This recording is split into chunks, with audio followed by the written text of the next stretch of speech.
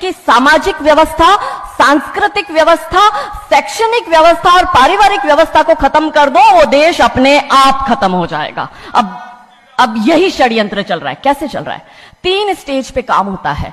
25 वर्ष तक की बच्चियों को बिगाड़ने का काम बॉलीवुड अपने टीवी सीरियल के माध्यम से करता है। 25 से 35 वर्ष की शादीशुदा महिलाओं का जीवन और उनके परिवार को बर्बाद करने का काम एकता कपूर जैसी महिलाएं अपने टीवी सीरियल के माध्यम से करती है। और जो नौकरी करती हुई बहन बेटियां महिलाएं हैं, जो कि वर्किंग विमेन हैं, उनका दिमाग खराब करने का काम ये ओटीटी प्लेटफॉर्म्स अपने वेब सीरीज के माध्यम से करता है। कैसे करता है, मैं संक्षिप्त में एक एक उदाहरण देकर आपके समक्ष रखूंगी। और बहुत जरूरी है कि जब हम तो एक साधारण व्यक्ति है, हम संसारिक जीवन में रहते हैं, लेकिन यहां पर जो उपस्थित हमारे संतगण है, महंतगण है, इनके बहुत बड़ा फॉलोअर्स ग्रुप रहता है, बहुत से लोग आते हैं, बहुत सी महिलाएं आती है। ये बात वहां तक पहुंचे क्योंकि वो यहां पर उपस्थित नहीं है, पर हमें पता है कि वीडियो के माध्यम से हमारे संत श्री, हमारे महंत श्री हमारी ये वाणी जो है उन तक पहुंचाएंगे कि कैसे करते हैं। ये एक फिल्म बनाते हैं 25 वर्ष तक की बच्चियों को कैसे बिगाड़ना है। हिंदुओं के परिवारों को बिगाड़ने के, तोड़ने के षड्यंत्र चल रहे हैं। और सिर्फ एक हिंदू को नहीं खराब करना है, उसके पूरे के पूरे कुटुंब को बर्बाद कर देना है। तो एक भारत की महिला 2 परिवार को जोड़ती है, मायका पक्ष और ससुराल पक्ष। और हम कहते हैं कि भारत की परिवार व्यवस्था जो है वो मानवता की सबसे बड़ी देन है। तो इसी व्यवस्था को खत्म कर दो। कैसे कर दो? तो ये एक फिल्म बनाते हैं अतरंगी रे। हमारी क्योंकि दीदी भी यहां उपस्थित है जो कि सेंसर बोर्ड में सदस्य है, तो हम इतना उनसे विनती करेंगे कि हमारी ये बात भी उन तक पहुंचाए। सिस्टमैटिकली ये फिल्मों में लड़की दिखाएंगे हिंदू की, लड़का दिखाएंगे मियां भाई का, और उसमें भी दिखाएंगे कि वो लड़का चाहे अनपढ़ हो, चाहे गवार हो, चाहे आतंकवादी हो, चाहे पंचर छाप हो, और वो हिंदू की लड़की चाहे कितनी पढ़ी लिखी हो, लेकिन उसका परिवार जो है वो रूढ़िवादी है, वो रिग्रेसिव है, और उसके सामने यदि वो घोड़ा भी चला रहा है, खच्चर टट्टू भी चला रहा है, तो वो बड़ा प्रोग्रेसिव है, वो बड़ा संस्कारी है। कैसे करते हैं? ये एक फिल्म बनाते हैं अतरंगी रे। अतरंगी रे फिल्म में, जो कि आज की युवा बच्चियों का लेटेस्ट क्रश है, सारा अली खान हीरोइन लेते हैं। हमारी युवा बच्ची इसको फॉलो करती है। उसमें यह दिखाते हैं कि सारा अली खान जो एक मुस्लिम लड़के के प्यार में पड़ जाती है और अपने परिवार से विरोध कर उनसे लड़ झगड़ कर ट्रेन में बैठकर वो भाग जाती है। उसी ट्रेन में एक संवाद होता है उस पिक्चर के हीरो का और उसी हीरोइन का। दोनों अपनी अपनी लव स्टोरी शेयर करते हैं। तो हीरोइन पूछती है हीरो को कि तुम्हारी लव स्टोरी बताओ। तो वो कहता है कि कल मेरी शादी होने वाली, और लव स्टोरी तो मेरी लव स्टोरी है कि मैंने बचपन से जिस लड़की से प्यार किया, जिसके साथ पढ़ाई की, जिसके साथ मैं बढ़ा हुआ, उसी लड़की से, मेरी बचपन की मित्र जो मेरे समाज की है, जो मेरे गांव की है, उसके साथ ही मेरी शादी होने वाली है। तो वो हीरोइन कहती है अरे ये और कोई लव स्टोरी है, ये लव स्टोरी नहीं हो सकती। तो हीरो पूछता है तो फिर क्या हो सकती है लव स्टोरी?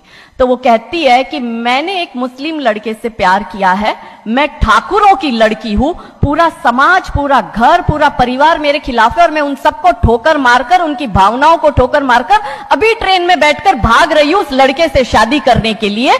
और वो हीरोइन वहां पे डायलॉग देती है कि लव स्टोरी तो मेरी लव स्टोरी है कि मैं ठाकुर की लड़की और वो कतई मियां भाई, और ये है असली लव स्टोरी।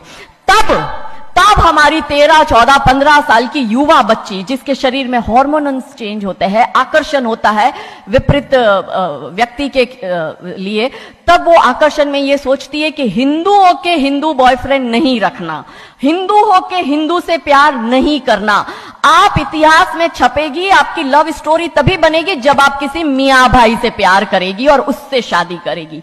तो कैसे सिस्टमैटिकली ये स्लो पॉइजन बॉलीवुड की फिल्मों के माध्यम से फ्रेजाइल माइंड में डाला जा रहा है। और आज देखो कि क्यों समाज में लव जिहाद के इतने केस बन रहे हैं, और उसका सबसे बड़ा और मुख्य कारण बॉलीवुड है, क्योंकि इन बॉलीवुड वालों ने हमारी बेटियों को हादी रानी और रानी चिन्नमा रानी अब्बा का नहीं दिखाया। इन बॉलीवुड वालों ने हमारी बेटियों को करीना खान दिखाया है ताकि वो अपनी कोख से तैमूर और जहांगीर पैदा करे। ये बॉलीवुड वाले लव स्टोरी पर फिल्म बनानी है तो ये हादी रानी और राजा रावत सिंह चुड़ावत पर क्यों नहीं बनाते?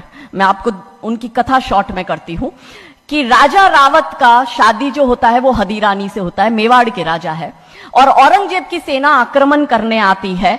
और जब औरंगजेब की सेना आती है तो राजा रावत सिंह का 2 दिन पहले ही विवाह हुआ होता है हादी रानी से।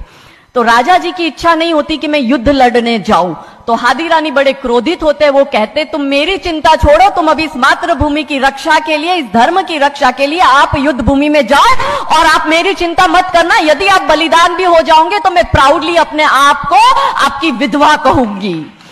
तब राजा रावत युद्ध लड़ने जाते हैं। युद्ध भूमि में राजा रावत जी को हादी रानी की बहुत याद आती है, क्योंकि नई नई शादी हुई होती है, तो नई बियाई दुल्हन को छोड़ के आए होते हैं, तो बहुत याद करते हैं। तो वो अपने दूत को कहते हैं अभी सेना आने में समय होता है और युद्ध में भी समय होता है, तो वो कहते हैं अपने दूत को कि जा तू रानी सा के पास जा महल में और उनसे कहे कि राजा जी को आपकी बहुत याद आ रही है, आप अपनी कोई एक निशानी उनके लिए भेजो। दूत भी बड़ा टेंशन में आ गया कि ये युद्ध भूमि में बैठे और इनको हादी रानी की याद आ रही है, ये युद्ध लड़ेंगे कैसे और जीतेंगे कैसे। पर वो दूत डरते डरते पहुंचा रानी सा के पास और रानी सा को कहता है कि राजा रावत जी ने आपकी एक निशानी मंगाई है, उनको आपकी बहुत याद आ रही है।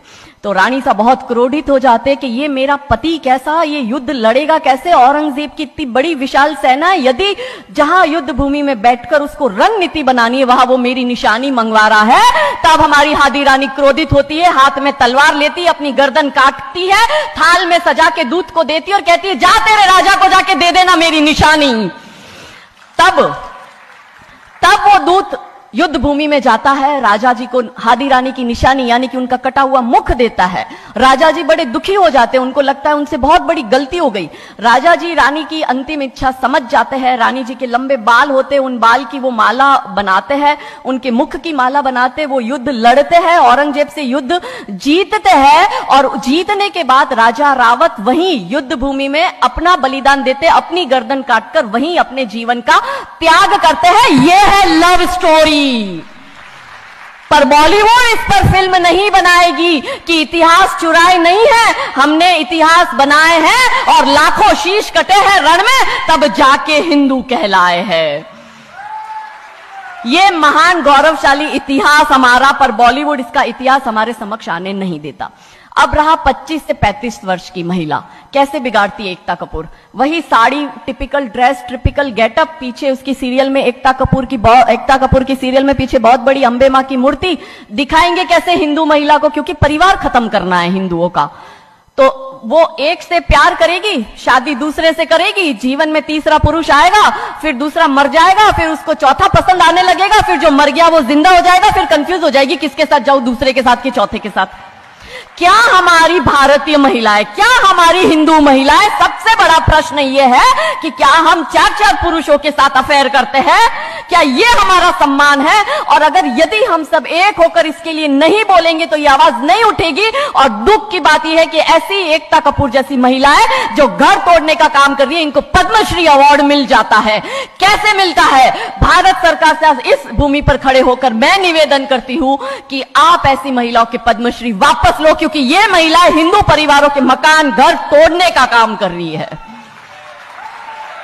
और तीसरा और अंतिम, नौकरी करने वाली बहनों का दिमाग कैसे खराब करना है। तो ओटीटी प्लेटफॉर्म के माध्यम से ये दिखाएंगे कि यदि आप नौकरी कर रही है तो आपके सास ससुर आपके पैर की जूती, आपका पति आपके पैर की जूती। बच्चा पैदा करने के लिए आपको किसी से शादी करने की जरूरत नहीं है, आपको ससुराल व्यवस्था में रहने की जरूरत नहीं है, और आप है फेमिनिस्ट। और स्त्रीवाद का झंडा दिखाकर हमारी बहन बेटियों को एक हाथ में शराब का ग्लास, दूसरे हाथ से सिगरेट फूको, अंग्रेजी में गालियां बको और आप अपने आप को फेमिनिस्ट कहो। क्या यह फेमिनिज्म है भारत की धरती का?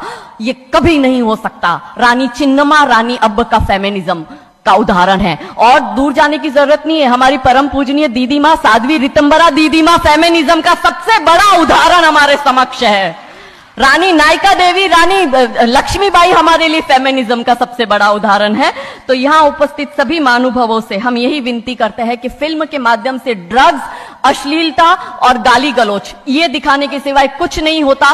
तो हम सब मिलकर एक साथ एक आवाज उठाए कि इन चीजों का बंद होना बहुत जरूरी है, क्योंकि आने वाली पीढ़ियों को बर्बाद करने का काम ये लोग अपने टीवी सीरियल और फिल्मों के माध्यम से कर रहे हैं। और क्योंकि शुरुआत भगवान राम जी के नाम से करी थी, तो अंत भी हम भगवान राम जी के नाम से करना चाहेंगे कि कौन है राम। राम जो है चेतना है, बिंदु है, बिंदु जिससे प्रस्फुटित है तेज, तेज जो कि इस समस्त सृष्टि की रचना की कल्पना का हेतु है, अनाम है, अनाम जो है पंक्ति में प्रथम, प्रथम है धर्म धैर्य का